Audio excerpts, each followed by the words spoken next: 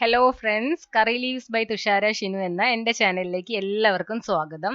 വളരെ ടേസ്റ്റിയായും സോഫ്റ്റായും ഒരു ബോളി വീട്ടിൽ തന്നെ എങ്ങനെ ഉണ്ടാക്കിയെടുക്കുക എന്നുള്ളതാണ് ഞാൻ ഇന്ന് കാണിക്കാൻ പോകുന്നത്. അപ്പോൾ ബോളി എന്താണെന്ന് അറിയാത്തവർക്കായിട്ട് ഞാൻ അതൊന്ന് പരിചയപ്പെടുത്തി തരാം. അതായത് വടക്കൻ കേരളത്തിലും മലബാറിലൊക്കെ ഉള്ള ആൾക്കാർക്ക് ചിലപ്പോൾ ഇത് അത്ര അറിഞ്ഞുകൂടാത്തൊരു കാര്യമായിരിക്കും. തിരുവനന്തപുരം ഭാഗത്ത്, അതായത് തെക്കൻ കേരളത്തിലൊക്കെ കല്യാണത്തിന് സദ്യകളിലൊക്കെ ഒരു പ്രധാനപ്പെട്ട ഘടകം തന്നെയാണ് ഈ ബോളി. നമ്മൾ പാൽപ്പായസത്തിന്റെ കൂടെയും സേമിയ പായസത്തിന്റെ കൂടെയൊക്കെ ഈ ബോളി കഴിക്കാറുണ്ട്. അല്ലാതെ വെറുതെ കഴിക്കാൻ കുട്ടികൾക്കൊക്കെ ഇഷ്ടമുള്ളതാണ്.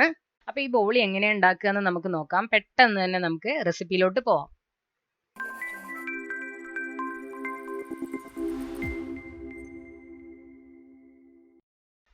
അപ്പൊ ആദ്യം തന്നെ ഇതിന് വേണ്ടത് കടലപ്പരിപ്പാണ്. അപ്പോൾ 1 കപ്പ് കടലപ്പരിപ്പാണ് ഞാൻ ഇവിടെ എടുത്തിട്ടുള്ളത്. ഈ കടലപ്പരിപ്പ് ഒരു 7 മണിക്കൂർ വെള്ളത്തിൽ കുതിർത്ത് വെച്ചതാണ്.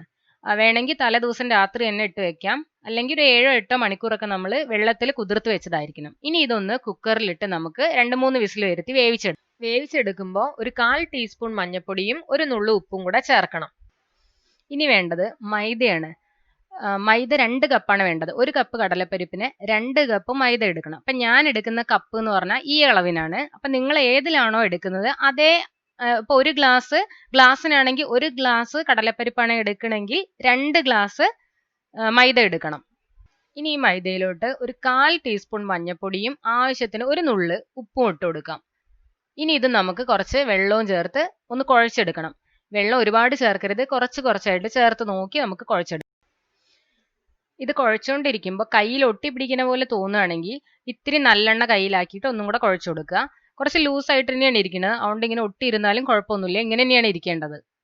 നന്നായിട്ട് നമ്മൾ കുഴച്ച് വരുമ്പോൾ കുറെ കഴിയുമ്പോഴത്തേക്കും നമ്മുടെ കയ്യിൽ ഒട്ടിപ്പിടിക്കാത്ത രീതിയിലാവും. അതുവരെ നമ്മളിത് കുഴച്ചെടുക്കണം.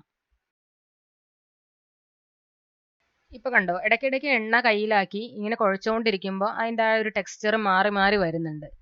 കുറെ കഴിയുമ്പോഴത്തേക്കും നമ്മുടെ കയ്യിൽ തീരെ ഒട്ടാതെ തന്നെ ആയി കിട്ടും. ഇത് നിങ്ങൾക്ക് ഇപ്പൊ കാണാം, ഇതിപ്പോ തീരെ ഒട്ടാത്ത രീതിയിലായിട്ടുണ്ട്. അപ്പോൾ ഇത് ഏകദേശം മാവ് റെഡി ആയി എന്നാണ് നമുക്ക് മനസ്സിലാക്കേണ്ടത്. ഇനി നമുക്ക് ഈ മാവിനെ ഇതിന്റെ അടിയിലൊന്ന് പരത്തി വെക്കണം. ഇത് നല്ലെണ്ണ ഒഴിച്ച് വെക്കാൻ വേണ്ടിയിട്ടാണ്. അപ്പൊ ഈ മാവ് മുങ്ങി കിടക്കണം. അപ്പോൾ നമ്മൾ ഉരുട്ടിയ പോലെ തന്നെ വെച്ചിട്ടാണ് ഒഴിക്കുന്നതെങ്കിൽ ഒരുപാട് എണ്ണ ഒഴിക്കേണ്ടി വരും. ഇങ്ങനെ പരത്തി വെച്ചാൽ കുറച്ച് എണ്ണ ഒഴിച്ചാൽ മതി. അപ്പോൾ മാവ് നന്നായിട്ട് അടിയിലൊന്ന് സ്പ്രെഡ് ചെയ്ത് വെക്കുക. ഇനി ഇതിന്റെ മുകളിലോട്ട് നമ്മൾ നല്ലെണ്ണ ഒഴിച്ചു കൊടുക്കുകയാണ്. ഇത് മുങ്ങി കിടക്കുന്ന രീതിയിൽ നല്ലെണ്ണ ഒഴിച്ചു കൊടുക്കണം. അപ്പൊ എണ്ണ ഒഴിക്കുന്നതുകൊണ്ട് പേടിക്കൊന്നും വേണ്ട. ഈ എണ്ണ നമ്മൾ ഇതിന് ഉപയോഗിക്കൊന്നുമില്ല, ഇതിന്ന് ഊറ്റിയാണ് എടുക്കുന്നത്.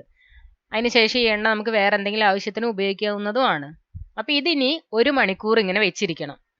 ആ മാവ് നന്നായിട്ടൊന്ന് സോഫ്റ്റ് ആയി കിട്ടാൻ വേണ്ടിയിട്ടാണ്. അടുത്തായിട്ട് നമുക്ക് കുക്കർ തുറന്നു നോക്കാം. ഒരു 3-4 വിസിൽ വന്നിട്ടുണ്ടായിരുന്നു. അപ്പോൾ കടലപ്പരിപ്പ് നന്നായിട്ട് വെന്ത് കിട്ടിയിട്ടുണ്ട്. ഇനി ഇതിനെ ഈ വെള്ളമൊന്നും ഇല്ലാതെ നമുക്ക് നന്നായിട്ടൊന്ന് ഊറ്റിയെടുക്കണം. ഒട്ടും വെള്ളം ഉണ്ടാവാൻ പാടില്ല, നമുക്കിത് അരച്ചെടുക്കാനുള്ളതാണ്. അപ്പം അതുകൊണ്ട് ഇതിനെ ഒന്ന് അരിച്ചെടുക്കാം. അരിച്ച് അത് നന്നായിട്ട് തോർന്നതിന് ശേഷം മാത്രമേ ഉപയോഗിക്കാൻ പാടുള്ളൂ. ഇതിലെ വെള്ളം നന്നായി തോർന്നതിന് ശേഷം മിക്സിയിലിട്ട് അരച്ചെടുക്കണം. അരയ്ക്കുമ്പോഴും ശ്രദ്ധിക്കുക, ഒരു തുള്ളി വെള്ളം ഉണ്ടാവാൻ പാടില്ല, മിക്സിന്റെ ജാറിൽ ഒന്നും ഉണ്ടാവരുത്. അപ്പോൾ നമ്മളിത് ഉരുട്ടിയെടുക്കുമ്പോൾ പൊട്ടാതിരിക്കാനൊക്കെ വേണ്ടിയിട്ടാണ് നമ്മൾ ഒട്ടും വെള്ളമില്ലാതെ ചെയ്യുന്നത്. ഇപ്പം നമ്മൾ കടലപ്പരിപ്പ് നന്നായിട്ട് അരച്ചെടുത്തിട്ടുണ്ട്. ഇത് അരച്ചെടുക്കുമ്പോൾ ശ്രദ്ധിക്കേണ്ടതെന്ന് പറഞ്ഞാൽ കടലപ്പരിപ്പിന്റെ ചെറിയൊരു തരി പോലും അതിൽ കാണാൻ പാടില്ല. നന്നായിട്ട് പേസ്റ്റ് ആയി കിട്ടിയിരിക്കണം. ഇല്ലെങ്കിൽ നമ്മൾ ഇത് ഉരുട്ടുമ്പോൾ ക്രാക്ക് വീണു പോകും. അപ്പം നമുക്ക് നന്നായിട്ട് അതിനെ പരത്തിയെടുക്കാൻ പറ്റില്ല. അപ്പോൾ അതെന്തായാലും എല്ലാവരും ഒന്ന് നല്ലോണം ശ്രദ്ധിക്കുക. ഇനി ഒരു പാൻ അടുപ്പിൽ വെച്ച് 1 ടേബിൾ സ്പൂൺ നെയ്യും ഒഴിച്ച് ഈ കടലപ്പരിപ്പ് അരച്ചു വെച്ചതിനെ അതിലിട്ട് ഒന്ന് ചൂടാക്കി എടുക്കണം. ഒരു 2-3 മിനിറ്റ് ഇതൊന്ന് നന്നായിട്ട് അതിലിട്ട് ഒന്ന് വരട്ടിയെടുത്തതിന് ശേഷം പൊടിച്ച പഞ്ചസാര കൂടെ ഇതിലേക്ക് ചേർക്കണം. അപ്പോൾ 1 കപ്പ് കടലപ്പരിപ്പ് എടുത്താൽ 1 കപ്പ് പഞ്ചസാര. നമ്മൾ ഏത് ഗ്ലാസ് ആണോ എടുക്കുന്നത് അതിനനുസരിച്ച് ചെയ്താൽ മതി, ഗ്ലാസ് ആയാലും കപ്പായാലും ഒക്കെ. അപ്പം ഞാൻ എടുത്ത കപ്പിന്റെ അളവിന് ഞാൻ 1 കപ്പ് പഞ്ചസാര ചേർത്തു. അപ്പൊ പഞ്ചസാര അതിൽ അലിഞ്ഞു വരുമ്പോൾ ഇത്തിരി വെള്ളം പോലെ ഇരിക്കും. പക്ഷെ കുറച്ചുകൂടെ നേരം നമ്മൾ അത് വരട്ടിയെടുക്കുമ്പോൾ ആ വെള്ളം എല്ലാം പോയി നല്ല ഡ്രൈ ആയി വരും. അങ്ങനെ ഇത്തിരി നന്നായിട്ട് ഡ്രൈ ആയി വരുമ്പോഴത്തേക്കും അത് ഏകദേശം റെഡിയാവും. അപ്പം നമുക്കിതിലേക്ക് ഏലക്ക പൊടിച്ചതും കൂടെ ഇട്ട് ഒന്ന് ചൂടാക്കി എടുക്കാം. അപ്പൊ ഈ ഏലക്ക പൊടിച്ചത് ഓരോരുത്തരെയും ടേസ്റ്റിനനുസരിച്ച് ചേർക്കാം. കുറച്ച് തോനെ ചേർക്കാം. ആ ഒരു ഫ്ലേവർ ബോളിക്ക് നല്ലൊരു ടേസ്റ്റ് ആണ്. എന്നിട്ട് ഇത് നന്നായിട്ടൊന്ന് ഇളക്കിയെടുത്തതിന് ശേഷം ഇത് തണുക്കാൻ വെക്കുക. തണുത്തതിന് ശേഷം നമുക്കിതിനെ ചെറിയ ഉരുളകളാക്കി ഉരുട്ടിയെടുക്കണം. നന്നായിട്ട് തണുത്ത് കിട്ടിയിട്ടുണ്ട്. ഇനി ഇതിനെ ഉരുട്ടിയെടുക്കാം. ഒരു ചെറുനാരങ്ങയുടെ അത്രയുള്ള വലുപ്പത്തിലേക്ക് നമുക്ക് ഉരുട്ടിയെടുക്കാം. അപ്പൊ ഞാൻ എടുത്ത കപ്പിന്റെ അളവ് നിങ്ങൾ കണ്ടല്ലോ, ചെറിയ കപ്പാണ് ഞാൻ എടുത്തത്. അപ്പൊ ആ കപ്പിന്റെ അളവിനനുസരിച്ച് 7 ബോളിക്കുള്ള ബോൾസ് എനിക്ക് ഉണ്ടാക്കാൻ പറ്റി. അപ്പൊ നിങ്ങൾ എടുക്കുന്ന കപ്പ് എത്ര ക്വാണ്ടിറ്റി വേണോ അതിനനുസരിച്ച് കൂടുതൽ എടുക്കാം.